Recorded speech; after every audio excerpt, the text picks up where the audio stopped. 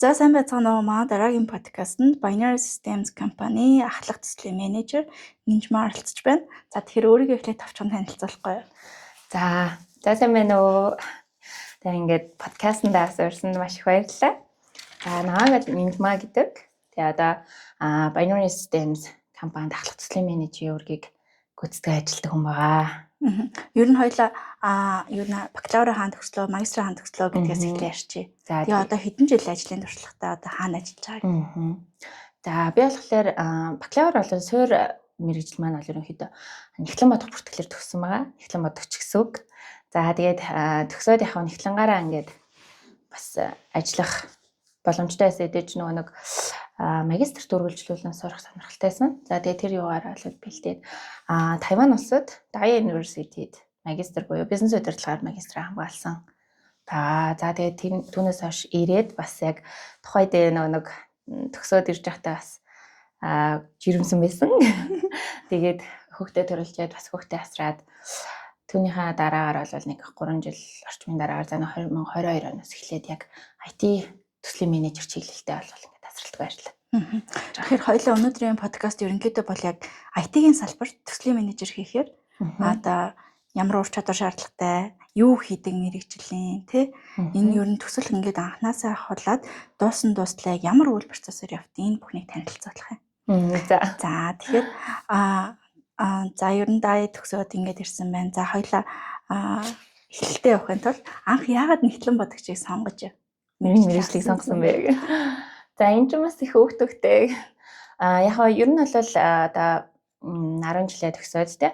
За мэрэгжлээ яг сонгох үедээ бол аль хэдийн бол миний хувьдаа бол санхүү талын мэрэгжлийг сонгоно гэдэг ер нь байр суурьтай байсан.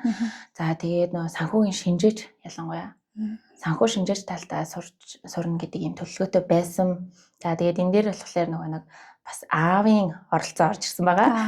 Ерөнхийдөө бол яг чи санхүү гэж юу яаж яхаар Нэгтлэн бодох бүртгэлээр сурсан илүү зүгээрээ. Яг энэ мэрэгчлэрээ төлхөө одоо дагнаад сурсан зөвөө гэд одоо аавын шийдвэр дээр ер нь үндэслэгдээд сонгогдчихсан мэрэгжил хагаад. Тэр өөрөө анх тоон доктортойсэн гэсэн үг нь тийм ер нь бол тоо гэхээс илүү энэ нэг юмыг задлж шинжлэх аягүй дуртай. Юмны ингээ цаад дутуу учрыг ингээ хайж үзэх. За энэ яагаад ийм болсон гэдэг ийм юмыг хайж үзэх тийм дуртай байсан болохоор ерөнхийдөө бас санхүү тал руугаа аягүй сонирхолтой байсан гэсэн. За тэгээд бакалавр төгснөний дараа хоёлаа 50-нд очсон. Тэгэхээр 50-ны амьдралын талаар жоох яриа л та. 50-нд одоо 2 жил гарсан хугацаанд байсан тийм. Тэгээд 50 хүмүүс ямар байсан? Сургууль нь ямар байсан? За Тайванд болохоор юу яасан? Тийшээ бол ингээд за Daya University-д очиод за тэгээд бизнесийн удирдлага яг тэр нэг нэгтлэнгаараа сурцсан. За тэгээд төгсөөд ажиллахынгууд яг нэгтлэнгийн ингээд юг өргөжлүүлэх шаардлагатай болчоод за тэгээд энийгээ ер нь жоохон одоо илүү өргөжүүлээд сурах гэдэг үүднээс ерөнхийдөө бизнес удирдлага чиглэлээ илүү дагнаад ингээд явсан байгаа даа. За тэгээд явхад бол ерөнхийдөө бас яагаад Тайваныг те амар олон улс авч байна. Яагаад Тайваныг бас яагаад Монголдоо биш гэж хэлдэг шиг те. Тэгэхээр энэ дээр болохоор нөгөө нэг бас нөлөөсөн хүчин зүйл байгаа. Тэр юу гэхээр манай үеэлэгч бас Тайванд төгсөж исэн. Яг одоо магистраа хамгаалаад төгсөж исэн. Тэгээд тэр үед бол яг нөгөө нэг Тайваны одоо бодол юу шал өөрөөр ирсэн гэх юм уу? Энд сурах нь одоо бас ийм боломжуудтай байдаг юм байна. Ийм юмнууд илүү нээлттэй байдаг юм байна гэдэг юмнууд одоо мэдээллүүдийг аягүй сайн авч чадсан. За тэгээд яг тэр одоо нөлөөллөөр бол Тайваныг бас сонгож байсан. Тэгээ бас дээрэс нь одоо нэг Азийн бар улс. Тэгээ аягүй таалагдаа. Тэгээд Тайваныг сонгоод очижсэн. За Тайван хүмүүстэй л ярилдаггүй. Үнэхээр илгэмсэн маш гоё хүмүүс байдаг. Би бүр ингээд нэг одоо нэг юунаас ярихад бол дөнгөж очичоод нөгөө нэг юу яагаагүй тэр чинь нөгөө нэг очиол яаж ангууд мөнгө төгрөг бас ингээд шууд их хэмжээр болгоосаа байхгүй шүү дээ оюутан хүн чинь. Тэгээд айгүй хэмиг товчлон тэр чинь ер нь бол хөлөөрөө гэсэн. Тэгээд боломжтой л юм алхчихдаг гэсэн. Тэгсэн чинь ингээд айгүй хөрх ингээд би нэг дэлгүүр асуугаад яасан чинь ингээд тэнд юм Тайван 3 залуу ингээд байжснаа. Энд дээд штэ. Гэтэ чи ингээд юу яагаад алхвал айгүй холоо. Тэг ингээд юу яа чи ингээд такситад явсан дээрс наа за зүгээр би ингээд юм үзэн ингээд алхаж байгаасан. Бүр амар хөрхөн ингээд би нөө сайн мэдгүй ах гэд тэнгүүдээ надыг бүр ингээд дагуулж яваад надтай хамт алхаад тэр дэлгүүр мэлгөөрлөө очиод ингээд яжсэн. Ер нь бол ингээд юм асуухад бол эзээч юусоо цааргалдаггүй маш тусч тэгээд ингээд одоо ингээд юмыг ингээд зааварлаж өгтөөж гисэн тэгж төгшөөдгүй тийм хүмүүс шиг санагддаг. Тэн дээр нь гоё тий. Тэр нь бол үнэхээр гоё. 2 жилийн оюутны амьдрал хэр хурдан өнгөрсөн санагддаг вэ? Тэгээ бүр үнэхээр ингээл бүр гэс гэл ингээл өнгөрсөн мөр ингээл яг нэг от ингээ харваад өнгөрч байгаа юм шиг л болсон.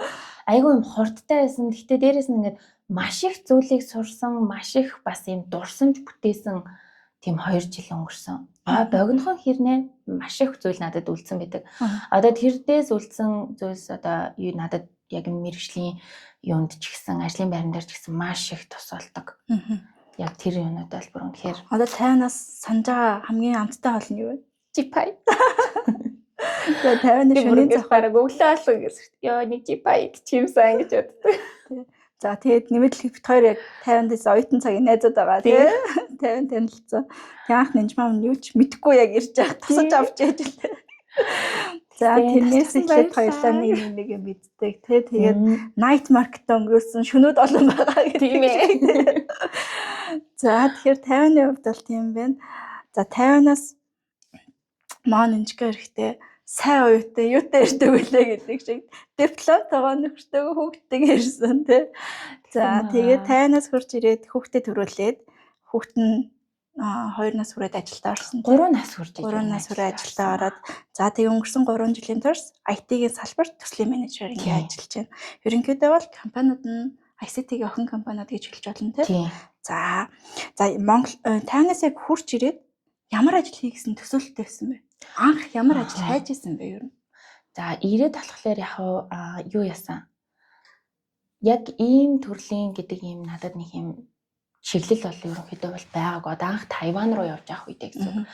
За тэгээд тэнд очиод бол манай нэг advisor буюу одоо нэг зөвлөх багш маань өөрөө төслийн project management чиглэлдээ бүр ингээд нэлээд олон жилийн туршлагатай 15 гаруй жилийн туршлагатай хүн байсан. Тэгээд нэлээд настай багш. Тэгээд зэн багш маань л бас юм надад яг энэ чиглэлийг болвол бүр ингээд одоо дурлахад хүргэсэн хүн. Би тэгээд яг Тайван сураад яаж авах үедээ яг зөвлөх багшаасаа яг энэ чиглэлээр ингээд түлхүү ажиллавал бас би яг сонирхоод ажиллаж чадах юм байна гэдэг одоо юм бодлыг анх тээж ирж исэн гэсэн. Тэгээд ерөнхийдөө болвол одоо юу гэдэг аль салбар гэдгээ тодорхойлоогүй. Тэгтээ бол яг ерөнхийдөө юу байсан бэ гэхээр IT-ийн салбар бол ер нь илүү өрөө хүчтэй юм байна гэдэг бодолтой байсан гэсэн. Хизэнээс тийм. Одоо Монголд ирээд Монголд ирээд 1 жил мөлийн дараагаас. IT салбар бол ерөнхийдөө бол за дундуршгүй. Дээрээс нь нөөцтэй. За тэгээд одоо яг 94 чиглэсэн салбар юм байна гэж үзсэн болохоор яг энэ IT мэдээлэл технологийн салбарыг бол сонгож ажиллах юм байна. За энд л яг одоо тий төслийн менежер чиглэлээр бол ажиллаад явъя гэдэг юм бодол бол ерөнхийдөө орж ирсэн гэсэн. За тэр нь бол нэг 20 морин оноос хойш. Энэ дээр нэмэт нэг юм асууж. Одоо MBA-ээр төгсгөр ерөнхийдөө бол яг бизнес удирдлага гэсэн боловч ямар судалгааны ажил хийж төгсөж байна? Ямар супервайзерын доор байна? Тэрнээсээ хамаарч яг мэрэгшдэг. Тэгэхээр танаад нөгөө туршлаган дээр ангичин хүүхдүүдээс харахад ер нь тийм байна уу? Одоо жишээ нэг яг project manager гэсэн мэрэгжил яг байхгүй шүү дээ. Тэнгүүд яг тийм project manager за нэмээд нэг олон нийтийн харилцаа ч гэдэг юм тийм иймэрхүү юм. Тэнгүүд яг нэг супервайзер нь аль юун дээр илүү чиглэл дээр илүү туршлагатай байна. Тэрнийхэн дор ямар чиглэлээр одоо диплома хамгаалж байна. Тэрэн дээрээ үндэслээд ерөнхийдөө бол MBA бүр нарийн болж байна гэж үздэг. Ер нь одоо ангийнхныгаа харахад тийм байна уу? Тийм ерөнхийдөө бол яг зарим нэг одоо бас Вьетнам бас бусад орны оюутнууд ч гэсэн байгаа шүү дээ. Вьетнам байна, тэгээ Индонез байна.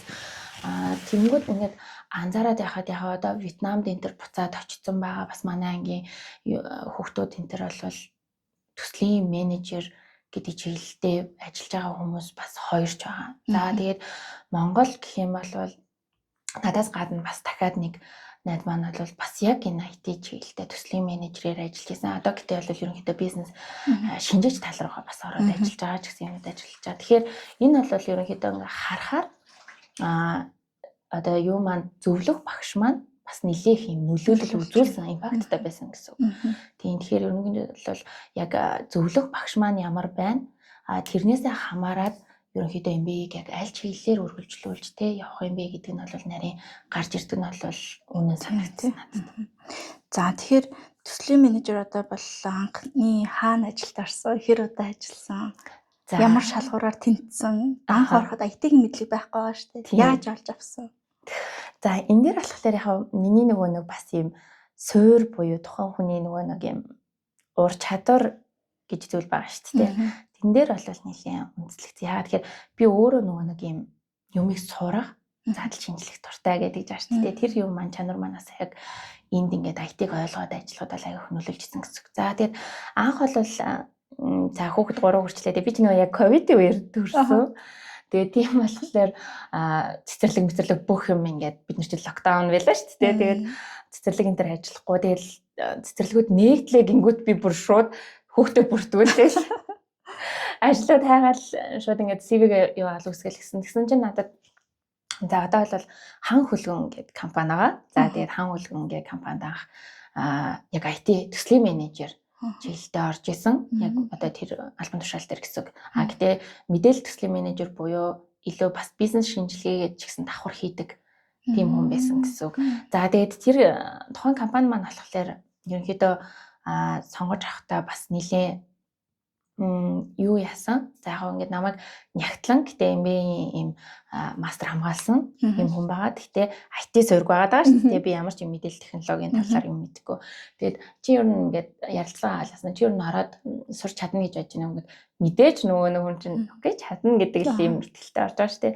За тэгээд юу яхад бол надад бас ихтгэл хүлээлгээд авч ирсэн тухайн одоо компанид бол би маш их талархдаг. Тэгээд бас тэндээсээ би маш их зүйлийг сурсан. Манай тэгээд нөгөө нэг юм захирал маань болохоор айгүй юм өргөн цар хүрээтэй сэтгэдэг. Яг юм юм томоор зургалж харж чаддаг хүн байсан болохоор бас тэр нөлөөлөл бол надад айгүй өндөр байсан. За тэгээд мэдээж одоо чадна гэдээ орсон хүн чинь чадхаас өөр аргагүй. Би эхний нэг 3 сар яг юу яадаг гэсэн ингээл шүн өдөрж одоо манай ажил болохоор 7-оос эхэлдэг. Бизнес төр тухайн компани ажил болохоор. За тэгэнгүүт ингээд яадаг гэсэн мэхээр ажил дээр очих бүр ингээд анх удаа сонсож байгаа үгнүүд яригдана. Би жишээлбэл ингээд анх ажилд ороод яасан чинь надад ингээд шууд юм одоо төсөл 3 төсөл шууд өгчөж байгаа. За энийг уншиж судлаад ингээд юмнуудыг бэлдээд гаргаарай гэл. Тэнгүүд би чи за гэл. Тэгэл аваад яасан чинь ингээд front end л энэ back end гэж тэгснэ гинт ингээд сервер юу яриад амар ингээд тэгэл за би одоо ингээд хийхээс өөр аргагүй юм чинь чадна гэж хэлсэн чинь ингээд тэгээд ерөнхийдөө бол ингээд дандаа илүү цагаар дандаа судалгаа хийсэн. Эхний 3 сар бол өстой нам судалгаас орой яг ингээд дөрөвгөл тараал хөхтэй ирж ирэх гэж байгаа. Хөхтэй онтолцоо өргөтэй шууд ингээд юмаа судалдаг. Тэгэхээр өнгөрсөн төслүүд дээр нь өөрөө судалгаа хийж суралцсан гэсэн үг үү? Тийм гэсэн үг.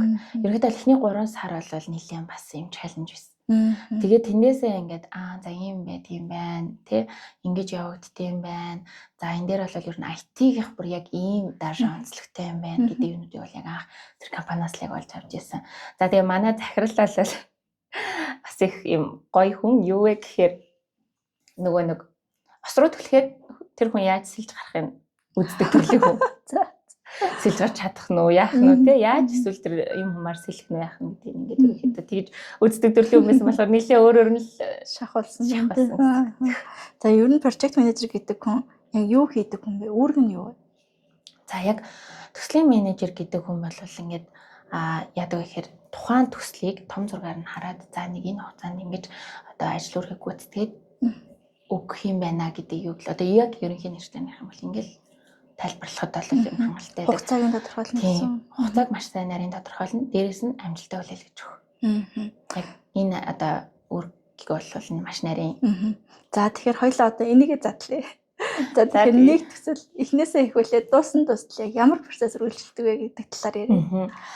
За ингээд төслийн үед болохоор яг ингэдэг захиалагчтай төсөл гэж байна. Эсвэл бол яг дотоодын өөрсдийн бүтээгдэхүүн үйлчлэгийн бүтээгдэхүүний төсөлөгч байдаг. За дотоодын гэдэг нь компани өөрөө гаргаж байгаа юу? тийм гаргаж байгаа юм бүтээгдэхүүн гэсэн үг. Нэгсэндээ бүтээгдэхүүн дээр ингээд продуктууд гаргаад тэгээ тэрийг өөрсдөө хөгжүүлнэ гэсэн үг. Нэгсэндээ одоо захиалагч ямар нэг санал шилгүүгээр өөрсдөө яг бизнес шинжээ чинь тэрийг тодорхойлоод за зах зээл дээр яг ямар бүтээгдэхүүн нийлүүлвэл бид нэр амжилттай байж чадах вэ гэдгийг тодорхойлдог. Нөгөө талаараа болохоор захиалагчтай буюу за ийм юмыг юу ааж өгөөч, хийж өгөөч гэдэг юм захиалагчтай төслүүд байдаг гэсэн. За би болохоор ингээд аль алин дээр нь ажиллаад явдаг тийм төлөв маа. Тэгээд юу вэ гэхээр за яг захиалагчтай төслүүд технээс эхлээд яаж явагдаад яаж төсдөг гэхээр аль болох бас бусад одоо Монголд ч гэсэн ажиллаж байгаа төслийн менежерүүд ч гэсэн яг ийм стандартаар явдаг болов уу гэж бодож байна. Би болохоор ер нь хамгийн сүүлийн үеийн яг PMBOK-ийн 7-гийн стандартыг ерөнхийдөө аль болох баримталж ажиллахыг аягүй хичээдэг. Хэдий стандарт байдаг юу юм? Яг энэ дээр нөгөө нэг ингээд юу агаад хугацаа гараад ингээд стандарт шинжилгээтэй орчих юм бол одоо 7 8 гэдэг нь өргөлжлээд ер нь явна. Одоо л 7 тийм 7 хүртэл ингээд гараад явцсан байгаа гэсэн. Тэгэхээр энэ дээр болохоор бас нөгөө нэг эргээгээд зэрэг авах боломжтой одоо тийм төслийн менежментийн зэрэг аваад явах боломжтой байдаг. За тэгээд тэгэх юм бол хамгийн сүүлийн стандарт буюу одоо ингээд 7 дахь юугаар тэн дээр одоо 7 дээрээ нэгсэндээ ингээд стандартуудыг тусгаад ингэж явагдана. Ийм үед ингээд нэг гэсэн юмнуудыг бол тавиа авчдаг гэсэн. Тэгэхээр ерөнхийдөө бол тэр бол байж болоход хамгийн сүүлийн ашиглагдаж байгаа юм бол стандартууд л байгаа гэсэн. За тэгээд яг ингээд нэг төсөл өөрөө үе шаттайгаар угаасаа явагддаг. Ямарваа нэгэн одоо бүх салбарын төслүүд гэсэн үг. За тэгээд энэ дундаа болохоор IT-ийн төсөл яг ямар одоо тий үе шаттайгаар онцгойлон явагддаг вэ гэхээр тухайн төслийн цар хүрээнээс ер нь их хамаардаг. За нэлээд том цар хүрээтэй төсөл авах юм бол мэдээж эхлүүлээд ингээд тухайн төсөл яг хэрэгжихүүгүй юу гэдгийг эхлэлийг нь шийднэ гэсэн. За эхлэл шийдэгдлээ тий эхлэл шийдэгдээд энийг төслийг яаж шийдэж байгаа вэ? Ерөнхийдөө энэ захиалагчтай төсөл бол захиалагчтай авал за энэ төслийн ингээд тий ерөнхий цар хүрээ ямар байх вэ тий тэр тухайн бизнес кейсүүд ямар байх вэ хэрэглэгчийн шаардлага юу байна вэ гэдгийг ерөнхийдөө тодорхойлж авч үздэг гэсэн. За тэгээд баталгаажуулаад за тий одоо чи манай компаниар хийлгэхээр боллоо гэдэг юм дээр эхлвэл бид нэр одоо төлөвлөгөө гаргаж эхэлнэ гэсэн. Тухайн төслийн төлөвлөгөөг гаргана. За энэ үед болохоор төслийн цар хүрээг тодорхойлох, төслийн багийг тодорхойлох, за хэр хэмжээтэй ямар өөрчлөлтөй юу явагдах вэ гэдгийг хүртэл нарийн гаргаж ирнэ гэсэн. Тэгээ энэ үед болохоор нөгөө бизнес шинжээч маань хүртэл орж иж бизнес шаардлагаа бас нарийн тодорхойлж гаргадаг гэсэн. За ингээд мэдээж төлөвлөгөө явсан. Энэ дээрээс үндэслэгдээд бид нар яг юуг эндээс нарийн гаргаж авах шаардлагатай гэхээр ажлын даалгавар гэж. Тэг одоо ялангуяа IT-ийн салбарт юу гэж ярьдаг вэ? Нөгөө техникийн ажлын даалгавар. Тэр ингээд төсөл ийм юмнуудыг одоо хэрэглэж хүмүүсээ хуваарлах юм уу тийм гэсэн. Одоо энэ дээр энэ төслийн цар хүрээнд ямар хөгжүүлэгч нар орж ажиллах, ямар бизнес шинжиж ажиллах, нэгсэндээ хүний нөөцөл тодорхойлдог гэсэн. Хүний нөөцөө тодорхойлно, тухайн төслийн цар хүрээ хэр хүртэл явагдахаа тодорхойлно, ямар хугацаанд явагдах вэ гэдгийг тодорхойлно, эргээгээд ямар эрсдлүүд үүрч болох вэ гэдгээ хүртэл бас тодорхойлно. Тэгээд зардал бас энд тусгагддаг. За тэгээд ингэж зүйлүүдийг тодорхойлсныхаа дараагаар бол бид нэр одоо гүйцэтгэж эхэлнэ гэсэн. Гүйцэтгэлийн үе шат явагддаг. За энэ дээр бол мэдээж гаргасан төлөвлөгөөнийхөө дагуу гүйцэтгэлүүдээ хийж эхэлнэ гэсэн. За тэгээд гүйцэтгэл яг тэг ингээд явагдаад ясны дараагаар бол бидэд тухайн гүйцэтгэл яг цаг хугацаанд дуусч чадж гэнэ үү? Хэрэглэгчийн тэг ингээд хүсэл шаардлагыг хангаж чадж гэнэ үү? Хэрэглэгч өөрөө сэтгэл ханамжтай байж чадж гэнэ үү? Оролцогч талууд сэтгэл ханамжтай байж чадж гэнэ үү гэдгийг бас ирээд бид нэр хянж явдаг гэсэн. Тэгэхээр ингээд төслийн менежер маань өөрөө болохоор ерөнхийдөө тэнд ингээд бүх оролцогч талуудын ингээд хүсэл шаардлага болоод сэтгэл ханамжтай явж байгаа хэсгийг бүгднгийн нарийн гаргаж одоо аль болох ингээд бүх талд ажилладаг. За тэгээд энэ мэдээж төсөл эхэлсэн юм чинь дуусна. Хаалттай үе шатаага ерөнхийдөө 5 дахь үе шат маань болохоор хаалттай үе шатаага. За тэгээд энэ үед болохоор мэдээж хамгийн анхны одоо төлөвлөгөөгөөр яг бид нар одоо захиалагчтайгаа тохиролцсон тий ажлын даалгавраа онцлээд энэ төслийг амжилттай хаах хэсгээ шийдээд явдаг гэсэн. За энэгээр бол бүх баримт бичиг болон бүх материалуудыг бэлтгээд дуусгаад өгөөд ингээд төсөл маань нэг юм процесс. Ер нь одоо захиалагчийн сэтгэл ханамжин дээр толгуурлаж хаадаг уу эсвэл өөр одоо ямар үзүүлэлтүүдээр ингэж өөрсдийнхөө ажлыг хэмждэг вэ? За энэ дээр болохоор ерөнхийдөө юуг илүү чухалчлан авч үзэх вэ гэхээр миний хувьд болохоор ажлын даалгавраа илүү чухалчлан авч үздэг. Яг тэгэхээр тэр одоо нөгөө нэг анх захиалагчтэй одоо жишээ нь за нэг кофегаар ингээд ярьлаа гэхэд гаднаас хүн орж ирлээ. За би нэг американо авъя. Тэнгүүд тэнд яг американог одоо тэгээ магадгүй энэ дээр нь жоохон сахар нэмүүлээч гэдэг юм уу те эсвэл аягны маань өнгө жоохон боронктой би маяганд хэлгэж авъя гэдэг юм уу. Яг тэр хүсэл шаардлага боронктой американо жоохон сахар хийсэн энэгээр нь гаргаж өгч чадсан уу юу? Таны одоо тий цаасан дээр бичигдсэн гаргаж өгч чадсан уу юу гэдгийг илүү үнэлдэг гэсэн. За мэдээж тэгээд гүйцэтгэлийн явц хяналтын ингээд явцад бол захиалагчаас бол мэдээж өөрчлөлт бол ялцдаггүй орж ирнэ. Тийм тэр бол их бага хэмжээгээр орж ирнэ. Гэхдээ миний хувьд болохоор би аль болох төлөвлөлтийн үе шатн дээр бизнес шинжээч нарыг жоохон шахдаг гэсэн. Алдааг бол гаргаасаа гэдэг дээр нь илүү орж шахаж ажилдаг. Яг тэгэхээр нэг том процессын өөрчлөлт ер нь бол хаанч хэцүү. Аль ч салбарт процессын өөрчлөлт бол маш хэцүү. Яг тэгэхээр одоо чинь барилгын салбар байлаа гэхэд зүгээр нэг за ингээд байшин барьлаа тийм үү тэр 4-4-ийг харьцах хэмжээтэй байшин бариулъя гэж хэлгээд дундаас нь болоо ерөөсө 4-6 болгоё гэдэг бол тухайн барилгын юунд бол маш их өөрчлөлт орно. Түүнтэй мөн адил ийм одоо юу гэдэг те ингээд ийм төслөختөр хүлээж авдаг систем байла гэж бодоход төслөө ийм юм уу шатуудаар давжиж баталгаажуулнаа. Одоо юу гэдэг те 5 хүний дамжлагаар орж юу баталгаажж гарна гэтэл ингээд процесс нь болцсон байж тал гинт 8 гэх юм бол энэ өөрөө маш бас хэцүү болж байна. Тэгээ дээрэс нь мэдээж юм дээр хэрэгцээд төслийн эрсдлүүд дээр бол угаасаа зардал хүний нөөц цаг хугацаа цар хүрээ маань хүртэл өөрчлөгддөг байна. Тэгэхээр ерөнхийдөө бол менежер гэдэг хүн яг удирдлагыг одоо ажиллах ажилтнтай холбож байна. За нөгөө төгөр захиалагч багыг компанитайгаа холбож байна. За тэгээд тийм төсөл одоо эхлэхээс ахуулаад дуусах бүх хяналтын процессыг хийж байна. За эхлэлийг нь манайх эхлэх үү яах вэ гэдгээ шийдэж байна. Төгсгөлийг нь манайх дуусгах уу яах вэ гэдгээ бас шийдэж байна. Тэ. Тэгэхээр ерөнхийдөө бүх зүйл дээр оролцоотой байдаг. Хүний төслийн менежер гэх юм тэ. За ер нь ажиллаж байсан хамгийн том төслөөр болох уу? За ерөнхийдөө миний нөгөө нэг ингээд ажиллаж байсан төслүүд болохоор дандаа юунууд хийдэг юм машинуудын төслүүд дээр яг хурц ажилладаг. Тэгээд энэ дээр болохоор яг ер нь яг нөгөө хугацаагаар нь юм хамгийн том гэж ярил. Тийм том гэх юм бол юу ERP системүүд бол нэлийн том цар хүрээтэй дээрээс нь маш өргөн юм агуулгатай явдаг учраас тэд нар бол маш том байдаг. Тэгэхээр ERP хэдэн сар ажиллав? Тэр бол ерөнхийдөө жил мэлээр дамжиж ярьдаг нэлийн том цар. Хамгийн бага жил гэсэн үг. 2 жил байна тий. Ерөнхийдөө бол яг мэдээж захиалагч гэдэг юм уу эсвэл дотоод өөртөө хийж байгаа бол аль болох бага хугацааг л шахаж одоо удирдлагууд ч гэсэн шахахыг бодно. Гэтэ тэнд ингээд тий хамгийн байж болох бага хугацаа ямар байх вэ? Хамгийн тий ингээд муугар бодлоо гэхэд хамгийн урт хугацаа ямар байх вэ? За түүнийгээ дундчлаа л ерөнхийдөө хугацаагаа төслийн менежерүүд барагцаалж авч үздэг. Даа тэгэхээр минийхаар бол ерөнхийдөө ажиллаж байгаа хамгийн том төсөл юм бол ERP систем байгаа да.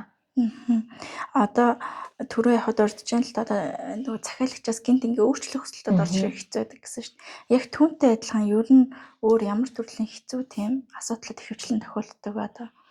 За энэ дээр яригдахад ингээд ерөнхийдөө IT-ийн салбарт бол юунууд байна. Одоо технологийн боломжууд бас их гарч ирдэг. Одоо энэ дээр ямар нэгэн сан байхгүй байх ч юм уу тий. За тэгээд ямар одоо тухайн ингээд захиалагчийн хүсэж байгаа яг шийдлэр нь гарах боломжгүй ч ах юм уу тий. Тутмаг тиймэрхүү асуудлууд гарч ирдэг. Гэтэ за яг төслийн менежерүүдийн хувьд бол энийг бараг санаа нэгтэй хэлэх байхаа. Юу гэдэг вэ гэхээр захиалагч юу хүсэж байгаагаа мэдэхгүй байх. Энэ бол бүр хамгийн том бүр юм аюул байдаг. Хүн ингээд юу авмаар мэдэхгүй байна гэдэг чинь тэр хүнд юу өгөх нь ингээд бүр ингээд санал болгохоос эхэлж байхгүй. Тэгэхээр тэнд бол аль болох олон опшн, аль болох олон ийм юунуудыг бэлтгэхэд бол мэдээж эргээгээ зардал аюул гарч байгаа. Цаг хугацаа, хүний нөөц ч гэсэн аюул гардаг гэсэн. Тэгэхээр захиалагч юу хүсэж байгааг мэдэхгүй байх л хамгийн том хэцүү зүйл. Ерөнхийдөө бол одоо энэ IT-ийн төслүүд одоо чиний ажиллаж байсан туршлан дээр үндэслэх хэлэхэд ер нь хэдэн хувь нь улсын төсөл, хэдэн хувь нь хувийн компаниуд байдаг вэ? Тэгэхээр миний юун дээрээс үзэхэд бол би бараг ойролцоогоор 85% бараг улсын төслүүд дээр орж ажилласан юм байна. Улсын 15% нь ерөнхийдөө хувийн байгууллагын төслүүд гэсэн үг. Тэгээд за нэг 15%-ийнх нь 10% нь одоо юу хувийн хөвшил. За тэгээ 5 нь бол дотоодын бүтээгдэхүүн. Яг энэ бүтээгдэхүүн хөгжүүлэлт. Тэгэхээр улс одоо буюу одоо манайхаар яам тий энэ бүх газрууд өөрсдөө дотоод системийг маш их системчилж байна. IT-тэй холбож байна гэсэн үг болж таарч байна зөв. Зөв. Ерөнхийдөө бол яг хаа эргээгээд энийг дотоодын систем гэхээсээ илүү бас нөгөө гадагшаа чиглэсэн. Одоо иргэдэд чиглэсэн ийм систем үйлчилгээ хийх ч гэдэм үү тий. Тэр зүйлүүд дээр бол бас нэлээх ийм системийн юунууд бол оролцоотой байдаг. За одоо жишээ нь боловсролын яанаас гэхэд одоо мэргэжил сургалт үйлдвэрлэлийн зориулсан тэрний одоо тэдгээр хүүхдүүдийн цагийг тооцоолох тий эргээгээ тэдгээр хүүхдүүдэд цаг одоо ямар эрсдэлтэй явснаас хамаарат хэдэн төгрөг болгохын хүртэл яг юм системчилж хийдэг юмнууд бол байдаг гэсэн үг. За ер нь одоо ингээд туршлага дээр үндэслээд харахад энэ ажлын байранд ер нь одоо энэ бакалавраар магадгүй бизнес удирдлага ч юм уу тий эсвэл IT суртад сурч байгаа хүүхдүүд магадгүй сонирхож ивэл ямар ур чадвар шаардлагатай юм шиг санагдаж байна. Яг IT-ийн салбарын төслийн менежер болоход. За яг IT-ийн салбар төслийн менежер болоход бол ур чадвар гэх юм бол харилцаа. Ерөөс харилцаанаас харилцаа үүсдэг. Тийм учраас ингээд аюул сайн юм харилцааны ур чадвартай байх хэрэгтэй. Хинтэй ч юуж ярьж ингээд чадах үйц хэмжээнд байх хэрэгтэй байдаг. За тэгээд дээрээс нь маш сайн юм хөрөвдөг байх хэрэгтэй. Тэр нь юу гэсэн үг вэ гэхээр одоо ингээд IT салбарт болохоор ингээд гинт ингээд алдаа гарлаа ингээд аюу хурдан шийдвэрлэх чадвартай байх хэрэгтэй байхгүй. Тэрийг одоо асуудлыг шийдвэрлэх тэр чадвар аюу сайн байх хэрэгтэй. За 3 дахь зүйл гэвэл томор зураглах. Би одоо ингээд жишээлбэл төслөө эхлэхдээ үр дүнгээс нь хөөж боддог. Ер нь одоо юу гэдгийг үр дүнгээс нь эхэлж хөөж бодох нь эргээгээд дунд нь ингээд ямар нэгэн гэп үүсэхгүй алдагдал гарахгүй байх суурь нэмж санагддаг байхгүй. Тийм учраас за энэ төслийн ер нь үр дүннийг энэ хавцаа байна гэж бодоод эндээсээ буцааж хөөдөг гэсэн. Яг нэг ийм чадварууд бол маш их шаардна. Дээрээс нь бол яг хийж байгаа юмдаа бол юм сэтгэлээ зориулж ажилладаг юм биш үү хандлагатай гэдэг. Тийм байж ижил ерөнхийдөө бол IT-ийн салбарт илүү одоо удаан яг юм тогтож байж чадах боломжтой. За одоо тэгэхээр нөгөө сая бол яг чадваруудын талаар ярьлаа тий. За хоёул одоо тэгвэл яг төслийн менежер гэсэн мэргэжил байхгүй шүү дээ эзэмшээ төгсөж байгаа хүн. Тэгэхээр ямар мэргэжилтэй хүн төслийн менежер болж байна?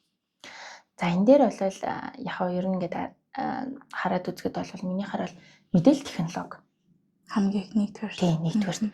Мэдээлэл технологийн чиглэлээр төгссөн хүн бол эргээгээд яг тэр IT-ийн төслийн менежер хийхэд бол бүр үнэхээр боломжтой. Яг тэгэхээр тэр хүн бол одоо нөгөө нэг IT-ийн бүх зүйлийг мэдж байгаа гэсэн үг байхгүй юу? Нэгдүгээр код бичиж чадна. Тэгээ дээрэс нь шинжилгээ, бизнес ийм талын юмнуудыг мэднэ. Тэгэхээр энэ хүн бол хамгийн сайн тохирдог. Тийм. Тэгэхээр минийхаар бол яг мэдээлэл технологич юм уу те ямар нэг байдлаар юм байгаагүй ч гэсэн миний зүгээр ганц яг аварсан юм бол нөгөө нэг юм хандлагатай тэгээд нэмэх нь юмыг ингээд нөгөө задлах дуртай болохоор яг тэр нэг юм суур чанарл надад одоо яг энэ чиглэлд ингээд явах тэгээд эргээгээд энэ чиглэлд юм дуурлахгүй шалтгаан болсон болоо л гэж бодсон шүү. Математикийн суураас их нөлөөлсөн ба. Нөлөөлсөн бахаа. Тэгэхээр өөр ямар мэргэжлийн хүмүүс бизнесийн удирдлагын хүмүүс болох уу? Одоо бакалавр бизнес удирдлагаар сурвал. За ер нь бол IT-ийн салбарт бол заавал код бичдэг байх албагүй байхгүй. Код бичиж чаддаг байх албагүй. Гэхдээ бизнесийн хүмүүс бол яадаг вэ гэхээр ерөнхийдөө тэр чинь одоо зүгээр энгийн үгээр ярихад тий одоо миний ингээд юу нь бол ингээд гэрээ цэвэрлэхтэл хүн чинь ингээд шууд төлөвлөгөө гаргаж эхэлдэг шүү дээ. За одоо эхлээд аягаа аваачаа дараа нь шалаа ингээд тий угаагаад ч гэдэм үү. Тэр чинь өөрөө эргээгээд яг төслийн менежментийн яг ийм төлөвлөхтэй зохион байгуулах энэ суурь чадварууд айгу нөлөөлж байгаа учраас бизнес удирдлагаар сурж байгаа хүмүүс бол бас төслийн менежер яг энэ IT салбарт бол хийгээд явах. Төслийн менежер мэдээллийн технологи IT салбарын хүмүүс ахна. За тэгэхээр эдгээр хүмүүс IT-ийн төслийн менежер болж болох нэ. Тэгээ манахаас нөгөө нэг айгу болоо 57 computer science Эсвэл яг business administration гэдэг яг бакалаврын зэрэгээр аягүй олон хүүхдээ явдаг ер нь. Тийм учраас тэдгээр хүүхдүүд маань боломж авах нь шүү. За тэгээд ерөнхийдөө бол одоо энэ төслийн менежерээс карьерийн өсөлт яаж явагддаг? За карьерийн өсөлт бол яг эхлээд одоо юу гэдэг нь төслийн менежер байлаа тий. Тэгээд дараа нь одоо нэг product owner гэж яригддаг. Одоо манай салбарт бол тэр юу вэ гэхээр бол ямарваа нэгэн бүтээгдэхүүн үйлчлэгийг яг тэр хүн одоо бүр ингээд суураас нь өөрөө мэднэ гэсэн үг. Бүр ингээд анханаас нь ингээд тэр хүний л одоо баг хүүхэд шиг ингэж мэддэг.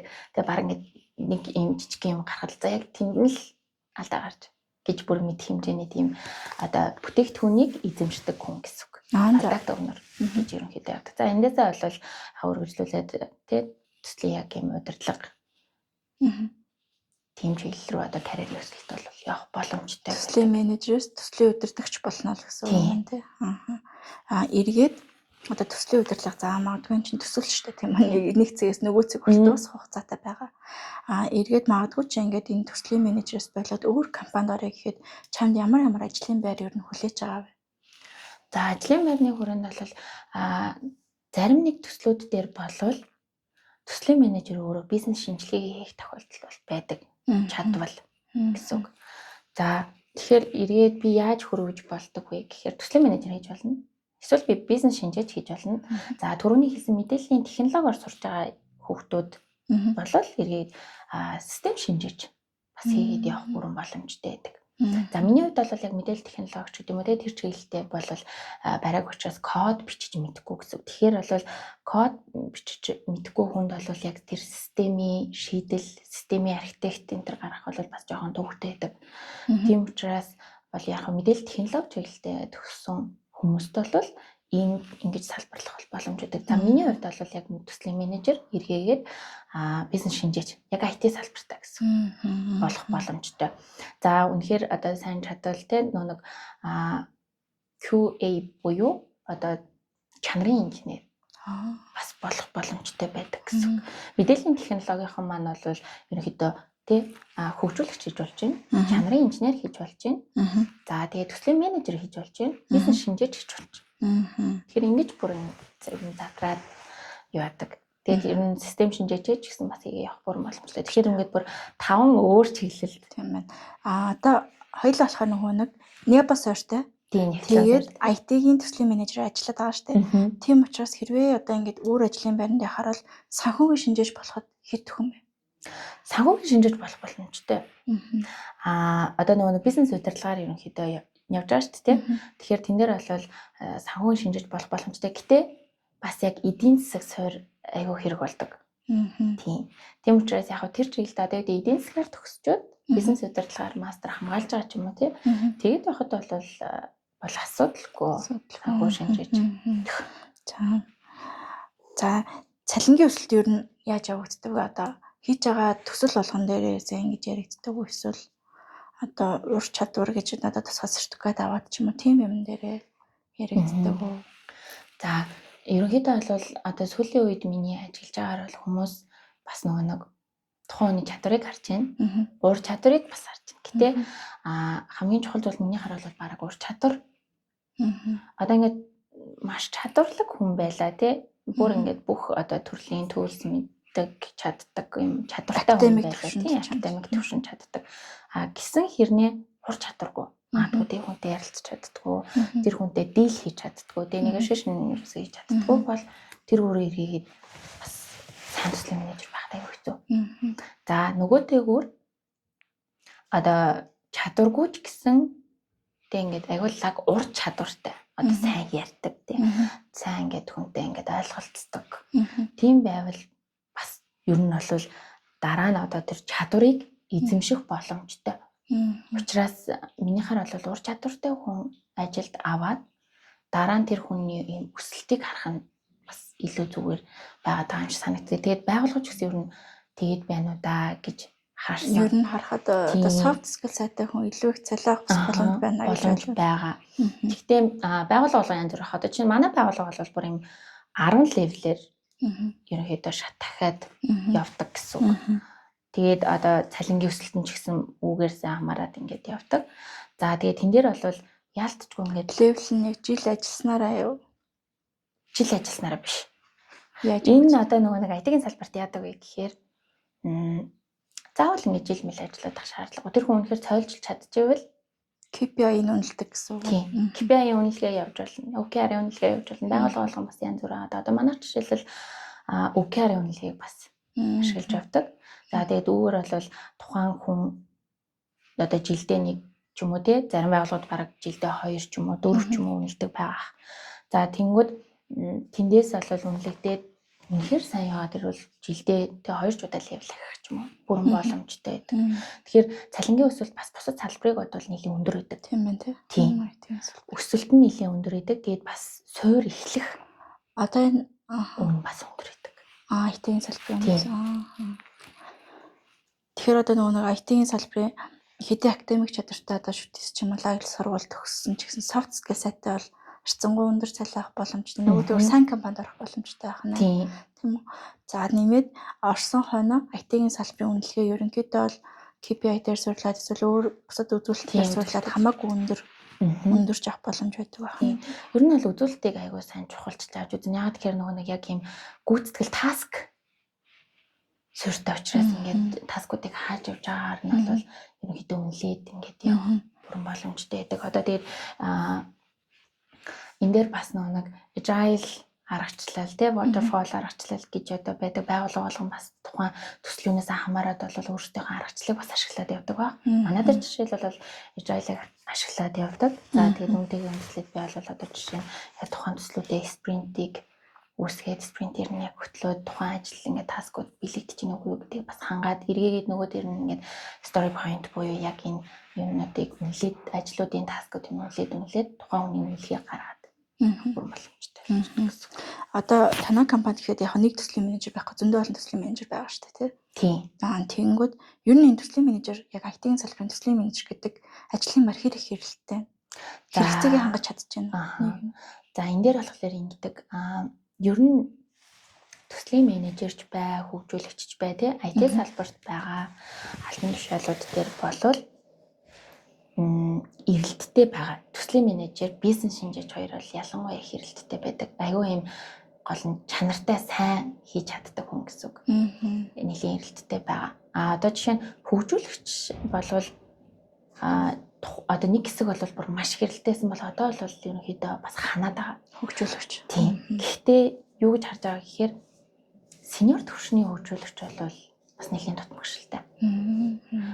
Жуниор төвшний хөгжүүлэгч нар бол байдаг. Гэхдээ төслүүд дээр одоо юу гэдэг хөгжүүлэлтийг ингээд авч явахад бол жуниор төвшний хөгжүүлэгч нар бас хангалттай байдаг. Тийм учраас жуниор төвшний хөгжүүлэгчдэр ямар нэг байдлаар сениорууд орж ажиллах бол угаасаа шаардлага үүсдэг. Тэгэхээр хөгжүүлэгчнэрийн хувьд бол юм байдаг. За төслийн менежерийн болон бизнес шинжээчийн хувьд бол эрэлттэй л байдаг. Тэгэхээр ерөнхийдөө бол Монголд одоогийн байдлаар IT-гаар мэрэгшээ гэж байгаа хүмүүс бол ажлын байр бол хангалттай байгаа юм тий. За ер нь удирдлагаас ингээд бодит бос дедлайн тавихаар яаж хариу өгдөг вэ? Яаж ажиллаад байгаа? За энэ дээр бол угаасаа нэг бүх ажил яралтай гэдэг шиг ажлууд бол угаасаа удирдлагаас бол нэлийн шахуу орж ирнэ. Яаж иж байгаа л тий ингээд за энэ бол тий нэг ойролцоогоор 6 сар хөгжүүлэх тийм байна гэхэд бол 4 сар тавиулах ч юм уу тий.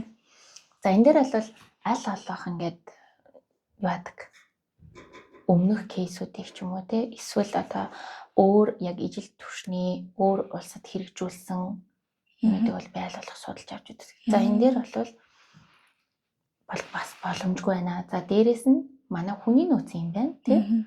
Тэгэхээр аль болох ингэж баримтжуулж удирдлагуудаа танилцуулаад хэрвээ үнэхээр шахмаар байвал тий хүний нөөцөө хийсэй тий.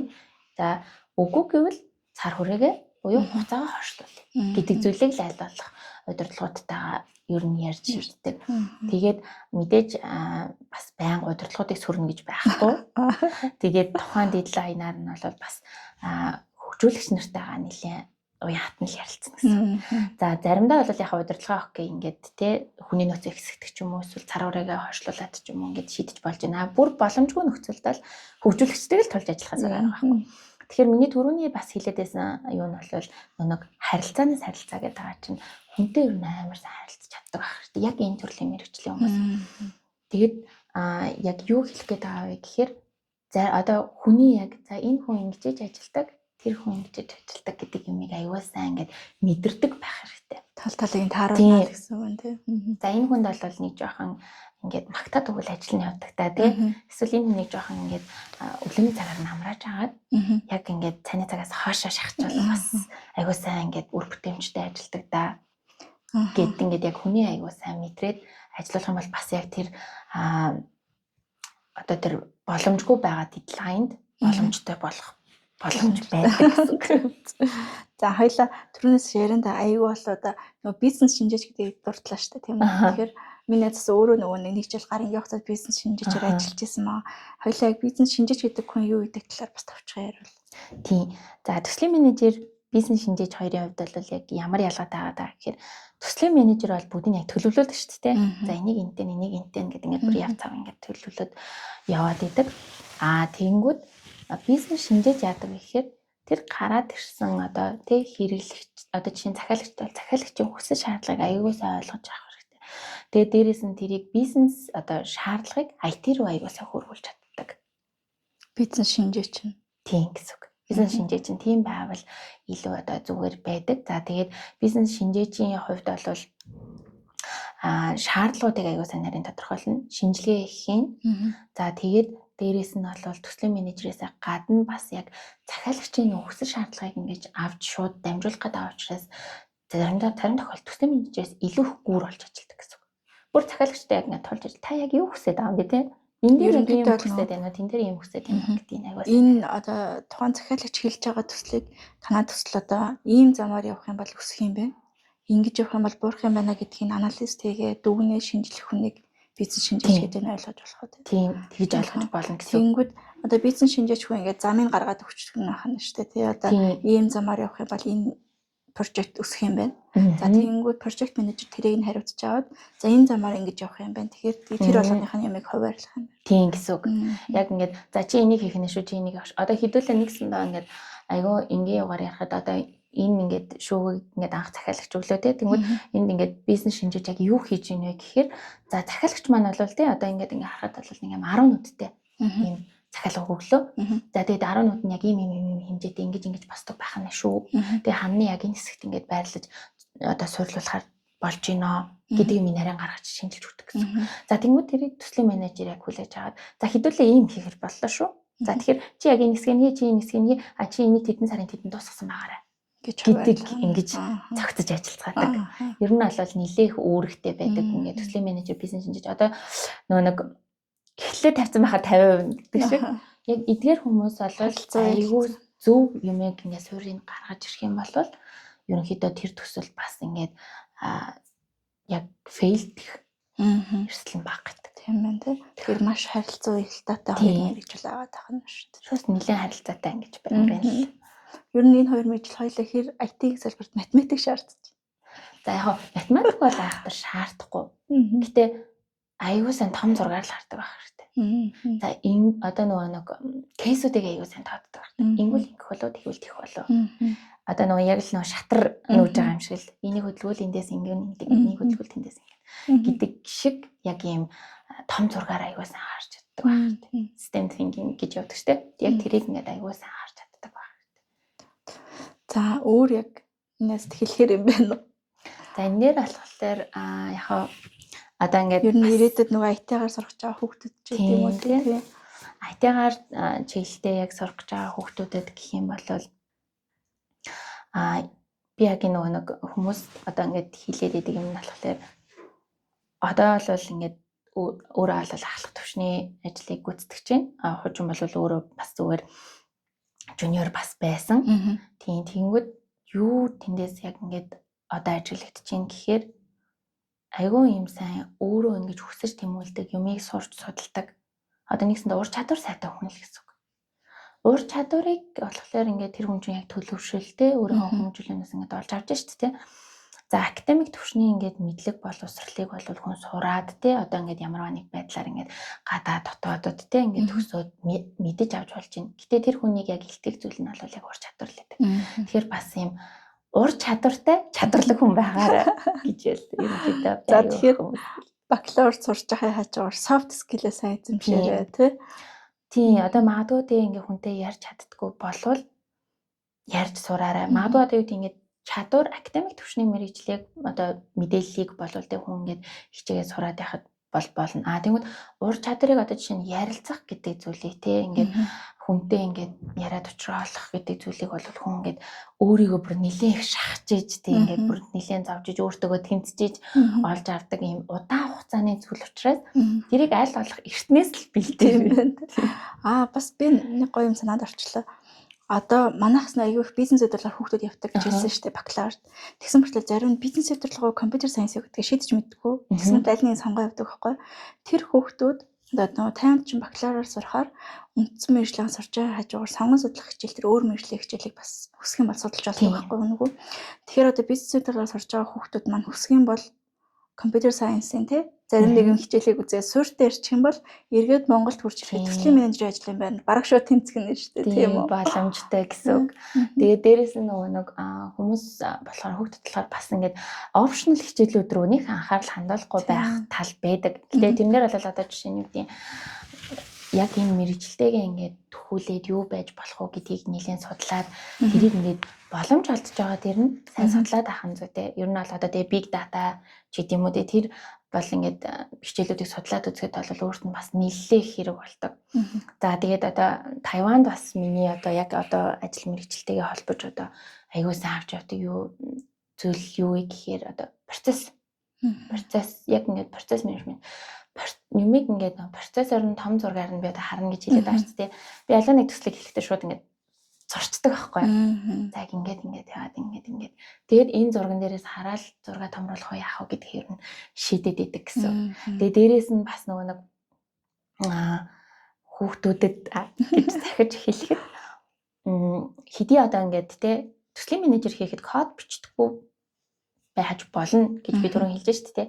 Гэхдээ тэн дээр яг юу нэмшил хэрэгтэй вэ гэхээр код бичдэггүй ч гэсэн ядаж хаанаас юу гараад юун дээр юу очиж ин гэдгийг заавал мэддэг байх шаардлагатай. Одоо суур ойлголттой. Тийм суур ойлголт бол заавал хантай байх шаардлагатай. Тэгэх юм бол над шиг ядаж тийм ингээд ажиллаж 3 сар шүнжэнгөө суугаад шаардлагагүй л гэсэн тэрийг ойлгох юм бол тийм тэгэхээр бас айгүй юм боломж олдож байгаа зүйлүүд дээр бол одоо яг ингээд сураад тий гадагшаа ингээд суралцаад явж байгаа нөхцөлд бол за ялангуяа daashаа дээр ингээд Тайван руу явж байгаа тохиолдолд бол багш нараас бол юм асуухад бол хизээч цааргалдаггүй бүр тэрийг илүү баяжуулж хэлж өгдөг. Тэгэхээр боломж байгаа дээр нь шүүрээ таваарай л гэж. Яг үнэ. За тэгээд цаг зав зориул ирснээс баярлалаа. За маш их баярлалаа. За тэгээ үр дүнтэй тэгээд ирээдүйд одоо бакалавраар сурч байгаа хүүхдүүд болон магадгүй ажлын гараан дээр байгаа ч гэсэн тийм мэргэжлээ солих байгаа хүмүүстэй бол яг энэ мэргэжлийн тухай ойлголтыг өгч чадсан гэж найдаж байна. За тэгээд дараагийн дугаараар уулзъя. Баяр таа. За баяр таа.